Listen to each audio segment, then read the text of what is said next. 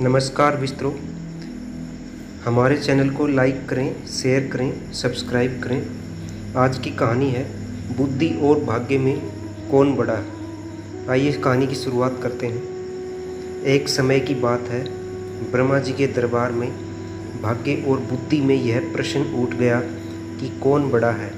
एक दिन की बात है, ब्रह्मा जी का दरबार लगा हुआ था।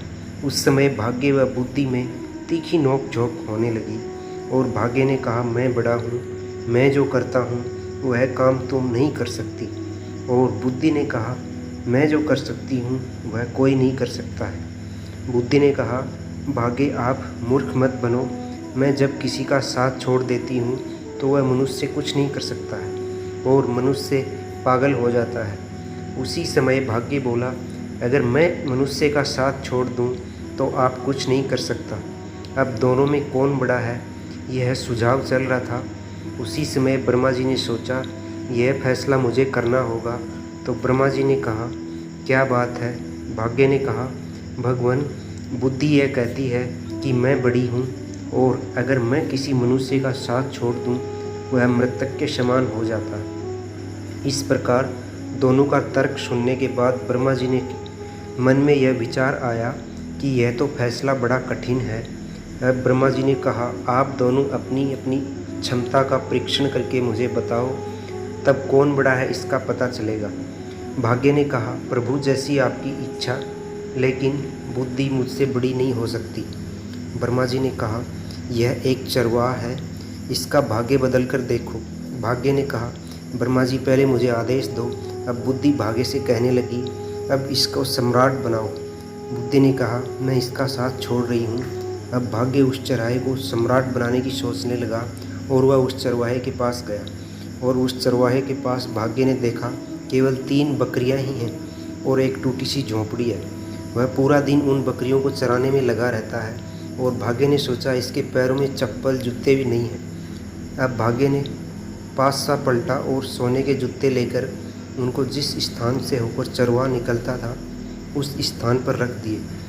जब उस लड़के ने देखा कि सोने के जूते मार्ग में पड़े हैं, वह जान नहीं सका कि ये जूते सोने के हैं। उस चरवाहे ने वे जूते अपने पैरों में रख लिए और सोचा, चलो अब ये जूते पहनने के काम आएंगे। वह चरवाहा रोजाना उन जूतों को पहनकर जंगल में जाता और लकड़ियाँ काट कर लाता। उसके जीवन में कोई बदलाव नहीं हुआ। उसकी माता की बुद्धि भी छोड़कर चली गई। भाग्य ने उस चरवाहे को खूब साथ दिया, लेकिन उसके जीवन में कोई बदलाव नहीं हुआ।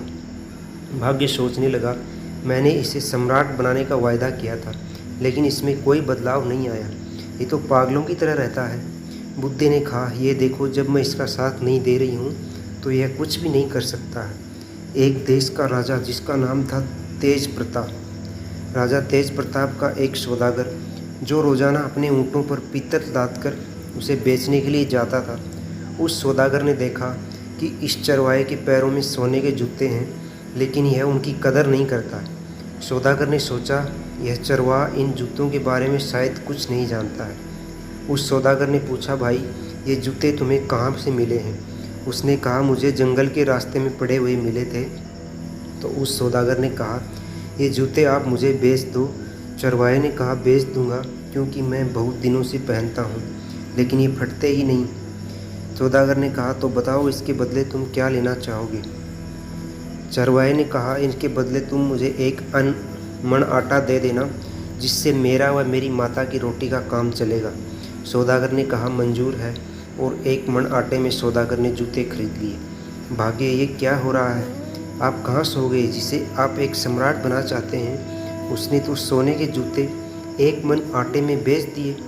तो भाग्य ने कहा, बुद्धि, आप चुपचाप रहो और देखते रहो मैं क्या करता हूँ। इसे सम्राट बनाकर रहूँगा। बुद्धि ने कहा, भाई ये सम्राट के चक्कर में इसको आप मार मत देना, क्योंकि चरवाहा बुद्धि के बिना कुछ नहीं कर सकता। फिर भाग्य ने पासा पलटा और हीरे जड़ित सोने के जूते फिर दोबारा लाकर जहाँ से वह चरवाहा जाता था उस स्थान पर रख दिए।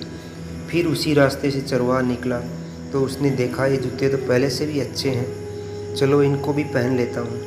उसने वे जूते पहन लिए और अपनी बकरियों को चराने के लिए चला गया। फिर वह सौदागर एक दिन उसी रास्ते से होते हुए अपना माल बेचने जा रहा था। उस चरवाहे के पास उसने पहले से भी सुंदर स्वर्ण हीरे जड़ित जूते देखे और कहा, भाई ये जूते तुम मुझे बेच दोगे? चरवाहे ने कहा, बेच दूंगा, लेकिन मुझे 1 बोरी भुने हुए चने देने पड़ेंगे। तो सौदागर ने हाँक भर ली और उन जूतों को 1 मन चनों में खरीद लिया। अब सौदागर के मन में विचार आया कि ये जूते तो राजा को दे दूंगा तो मुझे काफ़ी धन मिलेगा। उसने ऐसा ही किया और राजा के पास चला गया।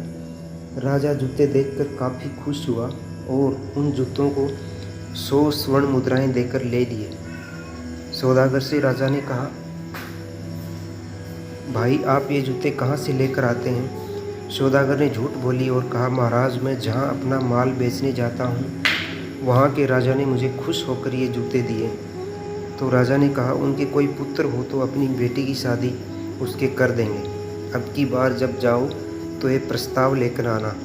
अब तो सौदागर फंस गया और कहने लगा, ये तो बड़ी मुसीबत में पड़ गया, अब क्या करूं? हो सके उस चरवाहे के पास ही जाता हूं। तो वह उस चरवाहे की झोपड़ी पर चला गया और देखा चरवाहा अपनी बकरियों के साथ वहीं बैठा था। सौदागर ने अपने पीतल के बर्तनों का बोरा उतारा और बैठकर चरवाहे से बात करने लगा। वह चरवाहा जब उसके बर्तनों के बोरे में आकर बैठा तो वे सभी बर्तन सोने के हो गए, क्योंकि भाग्य साथ दे रहा था। सौदागर के मन में मन सोचा, ये तो बड़ा काम का व्यक्ति है, यूँ कोई बड़ा व्यक्ति या जादूगर है, इसे मैं राजा के बना देता हूँ। भाई तुम चिंता मत करो, मेरे पास काफ़ी धन दौलत है और मैं आपके यहाँ महल किला बना देता हूँ और आप उसके राजा बन जाना। राजा बनने के बाद मैं आपकी शादी मेरे देश के राजा की बेटी से करवा दूंगा, फिर आप आराम से ज़िंदगी जीना। चरवाहे ने कहा, भाई तुम जो भी करो लेकिन मेरी बकरियों का ध्यान ज़रूर रखना। सौदागर ने सोचा, यह व्यक्ति तो निरा मूर्ख है, इसकी बुद्धि नष्ट हो गई। मैं तो इसको राजा बना रहा हूँ और ये अपनी बकरियों का राग अलाप रहा है। अब सौदागर ने वहाँ पर महल बनवाकर वापिस राजा के पास गया और कहा, महाराज मैं उस राजा को शादी के लिए तैयार कर आया हूँ और आप वहाँ पर अपनी बेटी की सगाई उस राजा के बेटे के साथ कर दो, मैं तय करके आया हूँ। राजा ने 2 नौकर भेज दिए और उसकी सगाई करवा दी। अब विवाह का समय आ गया और चरवाहा अपनी बकरियों के साथ रहता है, उनको चराता है और मस्त रहता है। सौदागर ने कहा, ये चरवाहा मुझे मरवा नहीं दे, इसके तो कोई परवाह ही नहीं। सौदागर उस चरवाहे के पास गया और उसने उसको सारी बात बताई और कहा, मुझे और तुझे दोनों को राजा मार देगा। अगर किसी बात का पता चल गया तो इस कारण मैं जिस प्रकार कहूँ उस प्रकार ही आप करो। चरवाहे ने मन में सोचा, यह संकट कहाँ से आ गया? मैं तो अपनी ज़िंदगी आराम से व्यतीत कर रहा था, इसने खूब परेशान किया मुझे। अब विवाह का समय आ गया और बारात लेकर राजा के देश में जाने लगे। काफ़ी सेना हाथी घोड़े लेकर पहुंच गए और शादी की रस्म पूरी हो गई। अब उस चरवाहे को एक अलग 7 मंजिला कमरे में सुला दिया। अब उसको वहाँ पर कई प्रकार की आवाज़ आने लगी, क्योंकि उसको छोटे समय में उसकी माता भूतों की कहानियाँ सुनाया करती थी। तो उसको पायलों और चूड़ियों की आवाज़ जैसे ही आती तो उसने सोचा, भूत आ रहा है। उसने एक खिड़की से होकर कूदने की तैयारी कर ली। उसी समय बुद्धे ने भाग्य से कहा, भाग्य इस व्यक्ति को किस प्रकार से बचा सको तो बचा लो, अन्यथा यह कूद कर मर जाएगा, क्योंकि इसमें बुद्धि नहीं है। भाग्य ने कहा, बुद्धि आप बड़ी मैं छोटा, बुद्धि आप जीती मैं हारा, पर इसको किसी प्रकार बचाओ। उसी समय बुद्धि उस चरवाहे के शरीर में प्रवेश करती है। वह चरवाहा ऊपर से कूदते हुए रुक जाता है। तब ब्रह्मा जी ने कहा, भाग्य आप परीक्षण में सही सफल नहीं हो सके, इस कारण सुनो, भाग्य से बड़ी बुद्धि है। बुद्धि के बिना व्यक्ति कुछ नहीं कर सकता, चाहे वह कितना ही धन दौलत वाला हो, इस कारण बुद्धि ही बड़ी है। दोस्तों, कहानी यहीं समाप्त होती है।